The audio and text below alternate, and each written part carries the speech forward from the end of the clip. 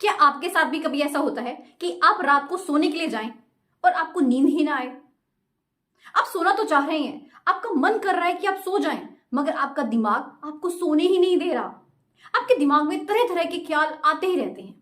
आपके दिमाग में आने वाले ख्यालों की ना एक चेन बन जाती है, एक के बाद एक विचार आता ही रहता है और इसी वजह से आप सो नहीं पाते।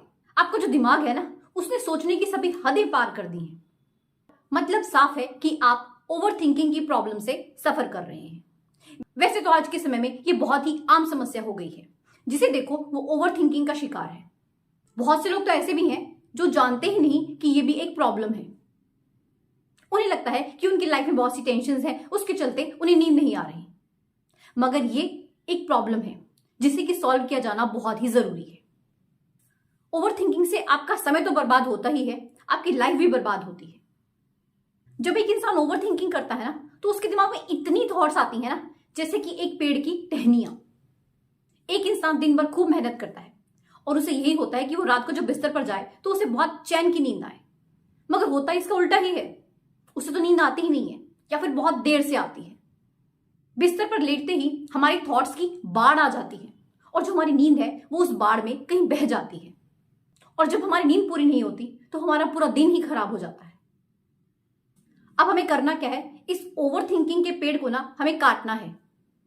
एक बात बताइए, जब आप बच्चे थे तो क्या आप ओवर थिंकिंग करते थे? शायद नहीं, क्योंकि अक्सर बचपन में हम लोग बिंदास रहते हैं। जिम्मेवारी उठाने के लिए हमारे पेरेंट्स होते हैं, मगर जैसे जैसे हम बड़े होते हैं हमारे ऊपर जिम्मेवारियां पड़ती हैं। हमें सही गलत, अच्छा बुरा, सक्सेस फेलियर, परफेक्ट इम्परफेक्ट, अच्छी लाइफ बुरी लाइफ, फियर, न जाने क्या क्या नई से नई बातें हमें पता चलती हैं, मगर हम इस सोच के जाल में उलझ कर रह जाते हैं। मगर घबराने की जरूरत नहीं है।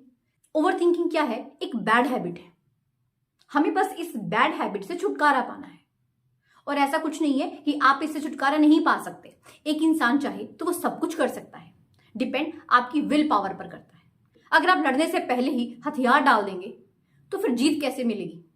आज की वीडियो बेहद ही खास है, इसे आप एंड तक जरूर देखिएगा और बहुत ही ध्यान से देखिएगा। आई एश्योर यू कि आप आज के बाद कभी अपनी जिंदगी में ओवर थिंकिंग नहीं करेंगे। जब एक इंसान ओवर थिंकिंग करना शुरू करता है तो उसकी सोच का दायरा अनलिमिटेड हो जाता है। वो सोचना तो एक बात से शुरू करता है, मगर उसकी सोच बढ़ती ही जाती है। एक के बाद एक नई थॉट उसके दिमाग में आती रहती है।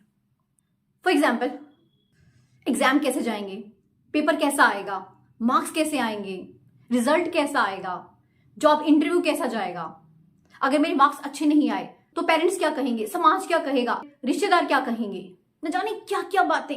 मतलब जो चीज अभी हुई नहीं है हम उसे एज्यूम करना शुरू कर देते हैं।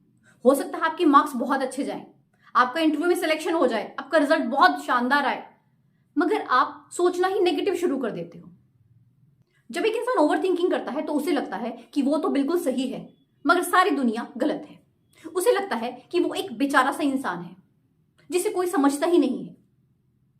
उसे लगता है कि उसकी दुनिया में कोई कदर नहीं करता, उसकी कोई वैल्यू ही नहीं है। ऐसे इंसान को कुछ बात नॉर्मली भी बोल दे तो इसे वो भी एबनॉर्मल लगती है और वो उस बात के बारे में बस सोचता रहता है। ये जो ओवर थिंकिंग की आदत है, इसकी वजह से एक इंसान का मेंटल लेवल काफी हद तक खराब हो जाता है और जब मेंटल हेल्थ नहीं रहती तो फिजिकल हेल्थ पर भी इसका इफेक्ट पड़ता ही पड़ता है। ऐसा इंसान अपनी जिंदगी में कभी ग्रोथ नहीं कर सकता। ना तो वो जॉब पर खुश रहता है, ना ही घर पर, ना तो उसका बिहेव घर पर अच्छा रहता है और ना ही बाहर।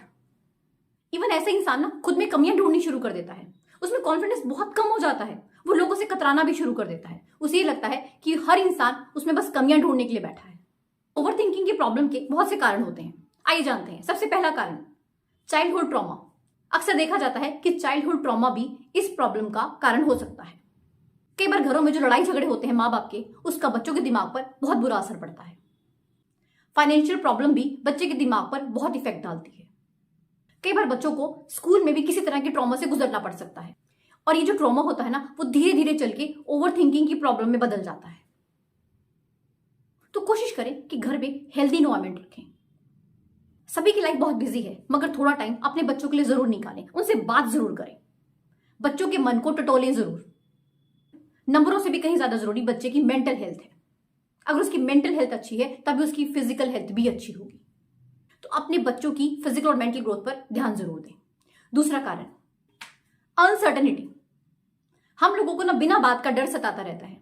एग्जाम कैसा आएगा, टफ तो नहीं आ जाएगा, पता नहीं कहां कहां से क्वेश्चंस आ जाएंगे, अरे मार्क्स पता नहीं कैसे आएंगे, नंबर कम ना आ जाएं, घर पर डांट पड़ेगी, मेरा ट्रिप पर जाना कैंसिल हो जाएगा, पता नहीं है मेरा रिजल्ट कैसा आएगा, अगर रिजल्ट अच्छा नहीं आया तो मुझे बाइक नहीं मिलेगी। अनसर्टेनिटी ये एक बहुत बड़ा कारण है इस ओवर थिंकिंग की प्रॉब्लम का। हमें इस चीज को भी फिक्स करना होगा। जो चीज हुई नहीं है उसे हम पहले से ही एज्यूम क्यों करते हैं। Try to be positive. इसके लिए आपको थोड़ा सा खुद पर काम करना होगा, क्योंकि आपको खुद से बेहतर कोई नहीं जान सकता। जैसे ही आप नेगेटिव सोचना शुरू करें तो वही खुद को स्टॉप कर दें, उसे एक चेन में बदलने ना दें।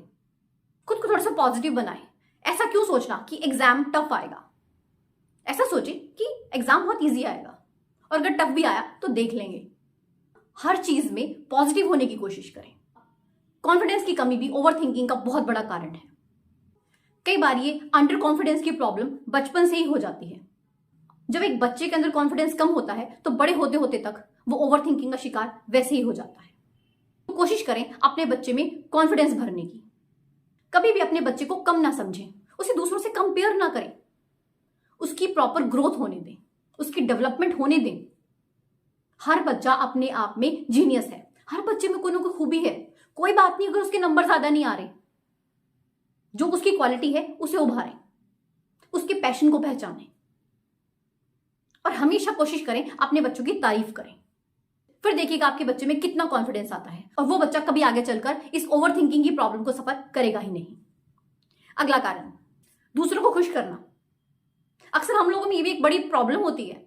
हम चाहते हैं कि सभी हमसे खुश रहें, हमारी किसी के साथ बिगड़े नहीं, और इस चीज के चलते ना हम खुद को परेशान करते रहते हैं, खुद को दुखी करते रहते हैं, और ये बहुत बड़ा कारण है ओवर थिंकिंग का। अरे भाई, सबसे पहले खुद को खुश रखना सीखिए। दूसरे कभी खुश हो सकते हैं? आप लाख कोशिश कर लें, कभी नहीं होंगे। आप अपनी जान भी दे देंगे तब भी नहीं होंगे। तो खुद पर काम करें। अगला कारण, फियर ऑफ फीलिंग अनकंफर्टेबल। अक्सर हम लोगों को ना अनकंफर्टेबल होने से डर लगता है और इस डर की वजह से हम लोग एक्शन नहीं ले पाते, और यही डर हमें ओवर थिंकिंग तक ले जाता है, और उस ओवर थिंकिंग की वजह से हम लोग डिप्रेशन में चले जाते हैं। डर किस बात का? तो अपने अंदर से इस डर को निकालिए, बेखौफ हो जाइए। अगर आम भाषा में कहें तो ओवर थिंकिंग क्या है? एक अनहेल्दी थिंकिंग है। अब कैसे पता करें कि एक इंसान ओवर थिंकिंग कर रहा है कि नहीं? आइए कुछ उदाहरण के तौर पर समझते हैं।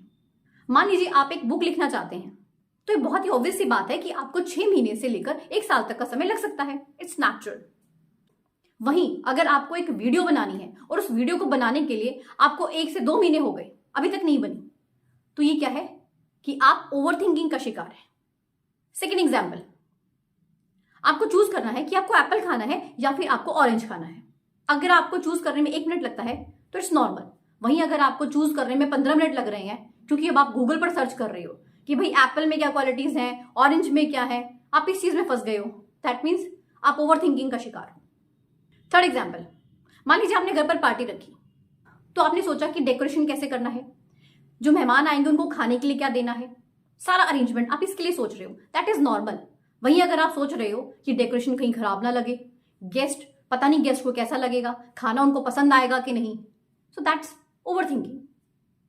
अब ये तो हमने समझ लिया कि ओवर थिंकिंग क्या है, इसको कैसे पहचानना है। अब सबसे इंपॉर्टेंट चीज है कि आखिर इससे हमने खुद को बाहर कैसे निकालना है। भाई सबसे पहला सॉल्यूशन, अपने बारे में ना खुद की राय को इंपॉर्टेंस दें, दूसरों की राय को ज्यादा तवज्जो ना दें। हम लोग गलती यही करते हैं, हम खुद का आंकलन दूसरों के अकॉर्डिंग करते हैं, और यही वजह है कि हम ओवर थिंकिंग का शिकार हो जाते हैं। Be confident. आपको खुद से बेहतर कोई नहीं जान सकता, तो खुद का आंकलन स्वयं करें। आप कुछ भी काम करने जा रहे हैं, चाहे कोई बिजनेस स्टार्ट करना है या कुछ भी काम हो, तो उसके लिए आप खुद की राय को ज्यादा इंपॉर्टेंस दें।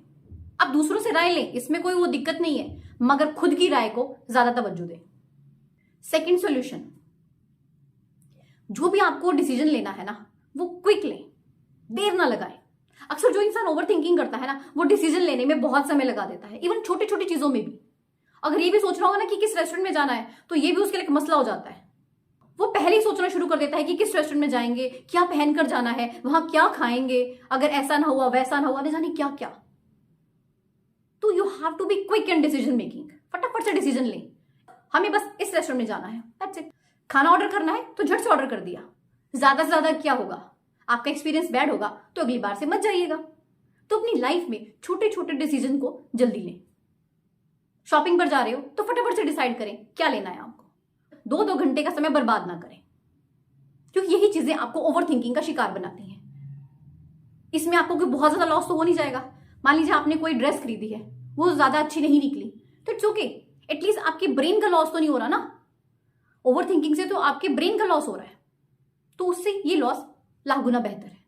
थर्ड सॉल्यूशन, जब भी आपको लगे कि आप ओवर थिंकिंग कर रहे हैं, क्या करना है, डाइवर्ट। दूसरे टॉपिक पर डाइवर्ट हो जाइए। आप कोई बुक पढ़ सकते हैं, जो भी आपका फेवरेट टॉपिक है जिसमें आपको इंटरेस्ट हो, ठीक है, आप उससे रिलेटेड कोई भी बुक पढ़िए। इससे क्या होगा, आपका माइंड डाइवर्ट हो जाएगा। आप एफर्मेशंस बोल सकते हैं। एफर्मेशंस अपने आप में ही ऑसम टेक्निक है। इसमें आपको पॉजिटिवली कुछ भी बोलना है, जैसे कि I am very happy, I am healthy, I am wealthy, whatsoever. कोई भी एफर्मेशन बोलिए, आपका माइंड डाइवर्ट हो जाएगा। आप विजुअलाइजेशन कर सकते हैं, it's a very wonderful technique. जब आप विजुअलाइजेशन करेंगे तो वैसे ही आपका ध्यान पूरा डाइवर्ट हो जाएगा। Fourth solution, do meditation. Over thinking को ओवरकम करने के लिए मेडिटेशन बहुत हेल्पफुल है। शुरुआत में आपको थोड़ा सा बोरिंग लगेगा, मगर मैंने कहा ना कि विल पावर स्ट्रांग रखिए। एंड स्टार्टिंग में आप 5 से 10 मिनट करें, उसके बाद धीरे धीरे अपना टाइम बढ़ाएं, फिर देखिएगा आपको कितने वंडरफुल रिजल्ट्स मिलते हैं और आपकी जो ओवर थिंकिंग की बैड हैबिट है ना, ये छूमंतर हो जाएगी। अगला सॉल्यूशन, खुद के लिए समय निकालें, जो कि हम लोग नहीं निकालते। हम सबके लिए समय निकाल लेते हैं, मगर हम खुद के लिए नहीं निकालते। हम खुद को तो इंपॉर्टेंस देते ही नहीं, खुद की वैल्यू हम खुद ही नहीं करते, और हम एक्सपेक्ट करते हैं कि दूसरे करें। शुरुआत खुद से करें, भले ही थोड़ा समय, मगर निकालें जरूर भाई खुद के लिए। जो भी आपका शौक है ना, आपको बचपन से कोई ना कोई शौक तो रहा होगा, तो उस पर काम करें, चाहे वो पेंटिंग है, चाहे वो कुकिंग है, कुछ भी हो, मगर करें। लास्ट सॉल्यूशन, खुद को बिजी रखें। मैं हमेशा बोलती हूं कि अपनी लाइफ में हमेशा बिजी रहें। इससे आपका ध्यान इधर उधर भटकता ही नहीं है बेकार की चीजों पर। अपनी लाइफ में गोल सेट करें। जब आप अपनी जिंदगी में गोल रख लेते हो ना, फिर आप वैसे ही बिजी हो जाते हो, आपको फिर उसके अलावा कुछ और सूझता ही नहीं है। तो ये थे कुछ सॉल्यूशंस जिन्हें अपनाकर आप ओवर थिंकिंग की प्रॉब्लम को जड़ से खत्म कर सकते हो। आज के बाद आप लोग कभी भी नहीं कहेंगे कि मैं ओवर थिंकिंग करता हूं। हाँ, थिंकिंग कीजिए, अपनी लाइफ में ग्रो कीजिए, नए नए आइडियाज जनरेट कीजिए। आई होप आप लोगों को वीडियो अच्छी लगी होगी। अगर वीडियो अच्छी लगे तो इसे लाइक करें, शेयर जरूर करें, एंड चैनल को सब्सक्राइब जरूर कीजिएगा। मिलते हैं ऐसी एक नई मोटिवेशन वीडियो के साथ। धन्यवाद।